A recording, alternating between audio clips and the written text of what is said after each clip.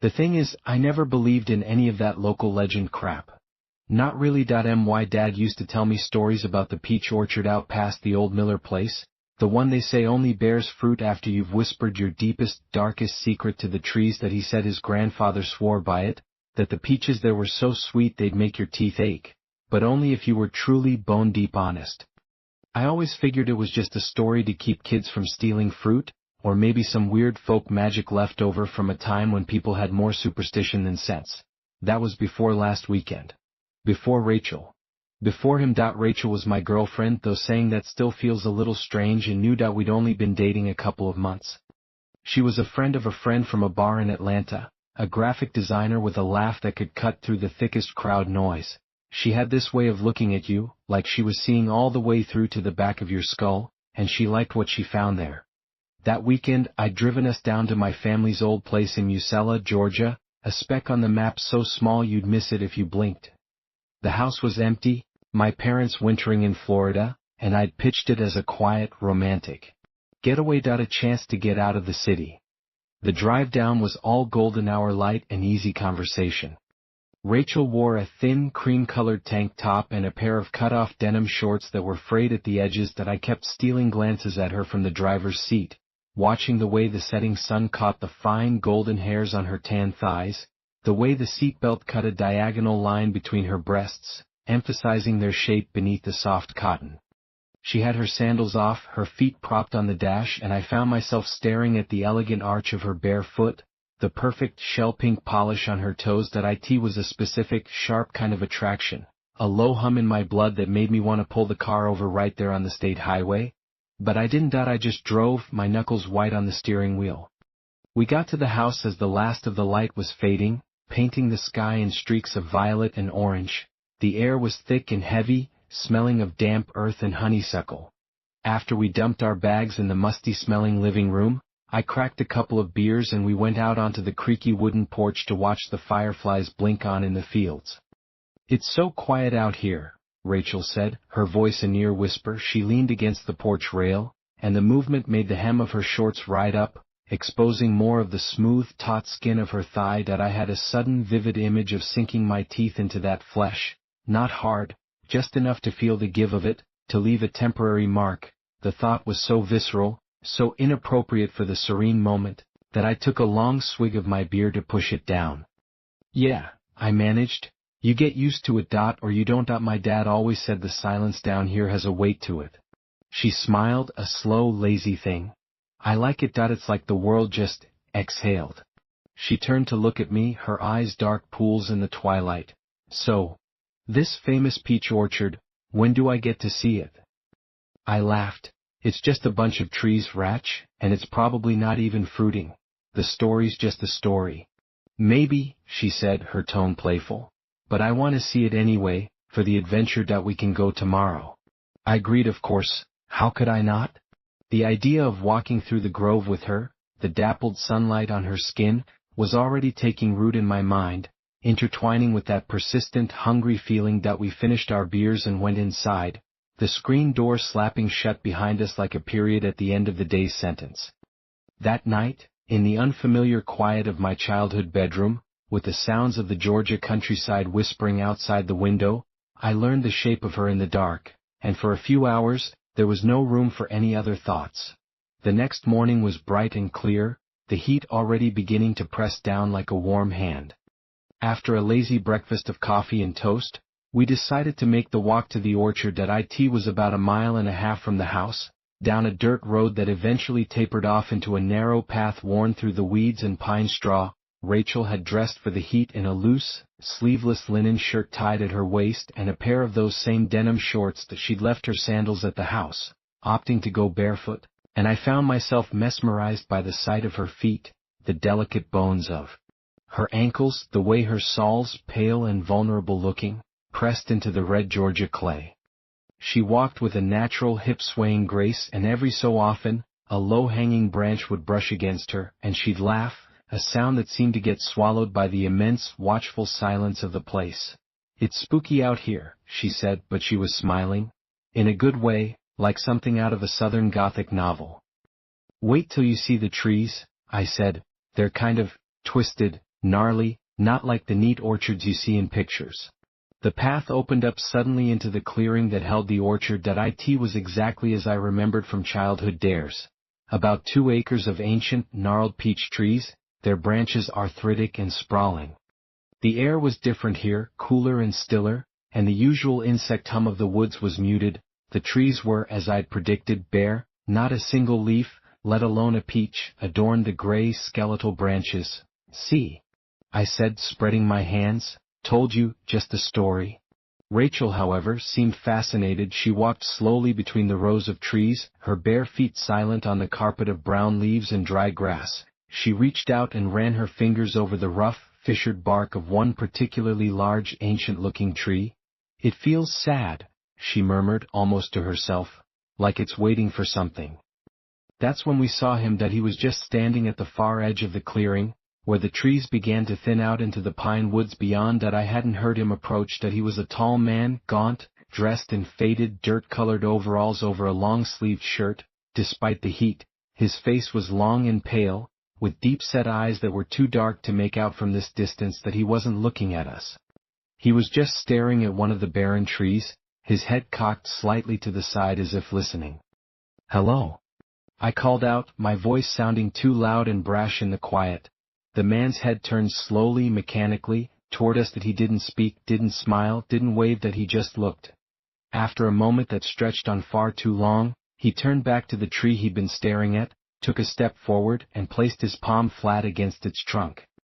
He stood like that for another 10 seconds, then dropped his hand, turned, and walked into the woods without a backward glance. That he moved without a sound, swallowed by the shadows between the pines.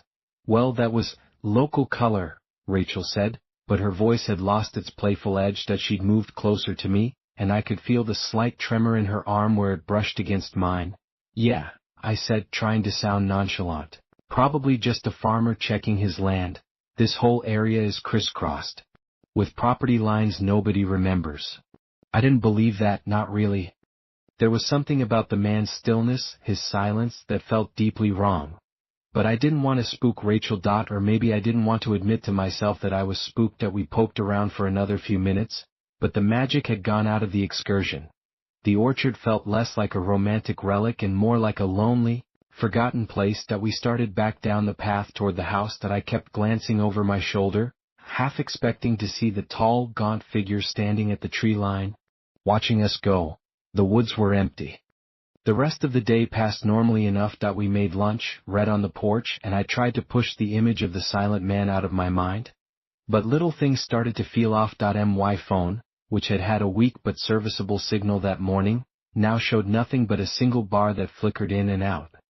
The old landline in the kitchen, which my parents kept for emergencies, emitted a low, persistent static when I picked up the receiver, even though the dial tone was supposed to be there. I shook it off. Old house, old wiring. It was nothing. That evening we drove into the nearest town that had a semi-decent restaurant, a homey place called the Butterbean, all checkered tablecloths and fried everything. We were seated in a booth by the window. Rachel was telling a funny story about a disastrous client meeting, her hands animated, her eyes sparkling. The neckline of her sundress dipped down when she leaned forward, offering a glimpse of the smooth, shadowed valley between her breasts. I felt a familiar warm pull of desire, a welcome distraction from the low-grade unease that had been humming in the back of my skull since the orchard. And then I saw him. He was across the street, standing perfectly still under the flickering yellow glow of a vintage street lamp, the same overalls, the same pale, gaunt face. He was just standing there looking directly at our window. Me. My breath hitched. Rachel noticed my expression change. "What is it?" she asked, her smile fading. "Nothing," I said too quickly, tearing my gaze away from the window. "Thought I saw someone I knew. Must have been mistaken." I forced a smile and reached for my sweet tea, my hand trembling slightly. When I dared to look back, the spot under the street lamp was empty.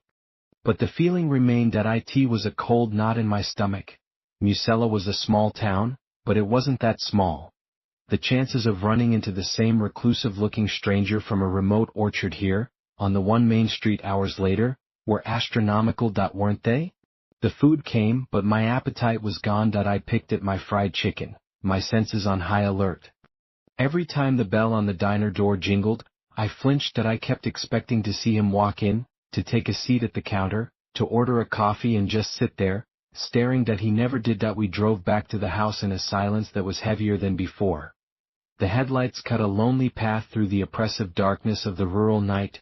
Rachel reached over and put her hand on my thigh, her fingers warm through the fabric of my jeans. That it was meant to be a comforting gesture, but my mind, traitorously, immediately flashed to the image of her bare feet in the orchard, the vulnerable soles pressing into the dirt, and then superimposed over it was the image of the man's pale, silent face under the street lamp. The two images collided, desire and dread, and I felt a confusing, sickening stir of arousal mixed with pure fear. That I covered her hand with mine, but my skin was cold. When we got back to the house, the first thing I did was check all the doors and windows, making sure they were locked. Rachel watched me from the doorway of the living room, her arms crossed over her chest. "You're really spooked, aren't you?" she said. That it wasn't an accusation, that it was a quiet observation. "That guy," I started, then shook my head. "I don't know, that it's probably nothing. This place just gets to me sometimes. All the quiet makes you imagine things." She came over and wrapped her arms around my waist, resting her head on my chest. That I could feel the gentle pressure of her breasts against me, the warmth of her body seeping through our clothes. I buried my face in her hair, inhaling the scent of her shampoo and the faint, lingering smell of fried food from the restaurant. For a moment, it was enough to push the fear back.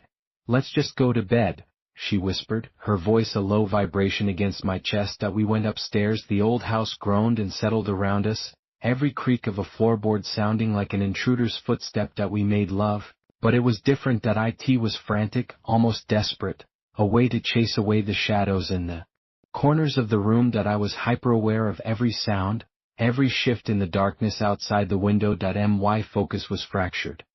I was inside her, but part of me was also downstairs, listening at the locked door, peering out into the black night. When she cried out, her back arching off the bed, the sound was swallowed by the heavy silence of the house, and for a terrifying second, it sounded like someone else's voice. Afterward she fell asleep quickly, her body curled against mine, one leg thrown over my hip. I lay awake, staring at the ceiling. The digital clock on the bedside table read 2:17 a.m. The house was silent. Too silent that I realized the usual chorus of crickets and frogs had gone completely quiet. That's when I heard it, that a soft, scraping sound from downstairs. That it was faint, like a branch brushing against a window pane. But there were no trees close to the house on that side. That I held my breath, listening. There it was again. Asterisk scrape, scrape. Asterisk slowly, carefully, I extricated myself from Rachel's sleeping embrace. She murmured in her sleep but didn't wake. My heart was hammering against my ribs so hard I felt dizzy. That I pulled on a pair of sweatpants and crept to the bedroom door, easing it open. The hallway was pitch black.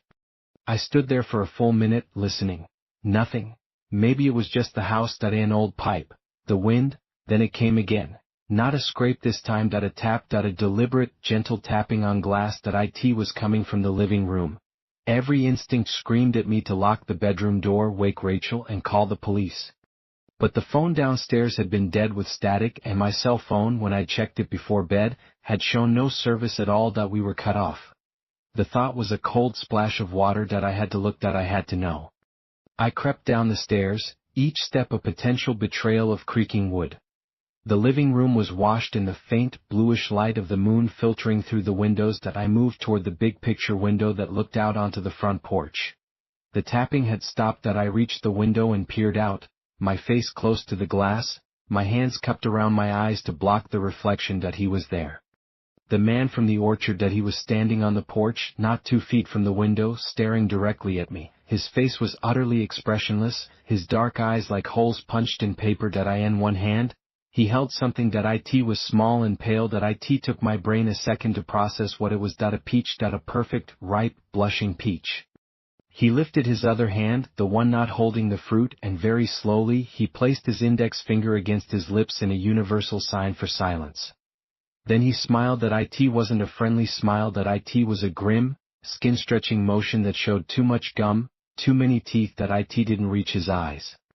I stumbled backward, my feet tangling in the rug, and fell hard on my tailbone. Pain shot up my spine that I scrambled backward like a crab, my breath coming in ragged, silent gasps that I couldn't scream, that I couldn't make a sound, that I just stared at the window, expecting him to shatter the glass, to reach through and grab me. But when I looked again he was gone. That I don't know how long I sat there on the floor, shaking.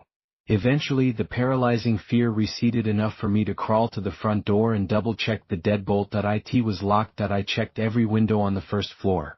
All locked. There was no sign of anyone. No footprints on the porch that I could see in the dim light. No peach pit, no leaves, nothing. It was as if he'd never been there at all. But he had. I'd seen him. I'd seen the peach. I finally managed to get back upstairs, my body trembling with aftershocks. Rachel was still asleep, peaceful and unaware. I slid into bed beside her, careful not to wake her. I didn't sleep for the rest of the night. I just lay there, staring at the door, listening to the sound of my own heart thudding in my ears, waiting for the tapping to start again. It never did. The next morning, sunlight streamed through the windows, making the events of the night before feel like a bad dream. Rachel woke up smiling, stretching her arms over her head, the sheet falling away to reveal the smooth curve of her stomach and the dark triangle of hair below. Normally, the sight would have pulled me to her immediately. Now, it just felt distant, separated from me by a pane of glass, like something I was observing from far away.